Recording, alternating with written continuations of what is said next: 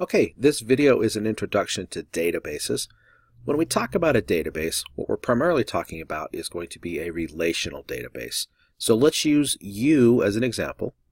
Your school or district is going to have a whole bunch of information on you. And rather than keep that all together in one place like on an Excel spreadsheet, they're going to actually spread the information around. So there will be a primary table that has your name, and it might have your contact information, it might have your address, and some other things like that on it. That will be kept on one list. And then there is a key number that is assigned to you that will be used throughout the whole database. So it might be your, I doubt it's your social security number, but it might be your student number or something else they've assigned to you. There's also going to be a separate list that's kept by the lunch ladies. The lunch ladies will know what your lunch balance is, when you put money in, when you take it out, perhaps what line you went through. And again, it's going to use this key indicator right here as the number to keep all the data separate. The librarian has a list on you. The librarian knows what you've checked in and out, what your fines are. Each of your teachers will have their own list. Their list would be their class roll book that would include assignments and your scores. And finally, there might be a list that the school nurse has. Now, the nurse doesn't need to know your lunch balance, nor does your math teacher need to know how you're doing in English. But you need to know how you're doing in all of these things. And so when you go into your student portal or whatever you have in your district, it's going to use your key number, and it's going to go to your math teacher's table, and it's going to pull out your information for your math grade.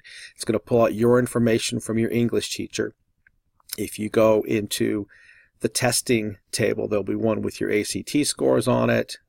If you've been taking the SAGE tests, those will be kept on a separate table. So all of that information is all related to each other. It's easier for your computer to access it because all of these different tables of information are being held separately. They're not in one giant spreadsheet, even though we have an Excel worksheet that could contain 17 billion different pieces of information. It's horribly inefficient, and it's hard to search, and you'd have far too many people logged into the sheet at the same time. So your math teacher will just have their sheet available to them. They enter their grades, and when it comes time for you to check your grades, you go out to the portal and you just ask a question of that data table and say, what is my grade in math? And so it runs what is called a query. A query is a question that it asks of the data, and it queries your math grade, it'll query your English grade, it'll query your lunch balance, it can also query your library fines. All of that will be put together, and your portal might display on the internet a report. Now, that's another thing that databases do really well. They create reports, and so the report collects all the information that is relevant to you from your databases or from the different tables in your database and puts it into one output that is very specific to you. Now, this is pretty handy if you're looking up your information maybe on your Amazon account. I guarantee you Amazon has billions of records, and rather than have to have those all be searched one at a time on an Excel worksheet, they can just use your customer ID, find your information, and they can find out what your previous search history has been, what you've purchased. The same thing works at the auto supply store. If you need parts for a car that you're working on, it just goes out and looks for that specific part number, finds it on a table. If they don't have it in that store, they can search other stores searching just for that number, and they can find the part and tell you where they've got it at. So that's kind of the down and dirty of what a database is. We're going to move on and show you how to actually create one here. When we first open up Access, it's going to give us some more templates here that we could work with.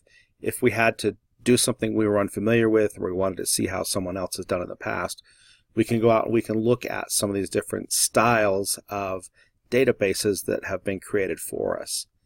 For our purposes today, though, we're just going to be opening up a blank database. And when we open up this database, it's going to ask us, what do we want to call it? We're going to call it Mystery. And we're going to create this. And right away, this takes us into Access. So we have some things you might be familiar with. We are familiar with our toolbars up here. Okay, we have a contextual menu up here for table tools. We can go into different views, and we're going to change views real quickly. We're going to go into view, and we're going to go into the design view because we want to design this new table. Okay, and we're going to call this new table suspects because there has been a crime committed and we need to find out who it is that has committed our crime. So I name my table, and here we go.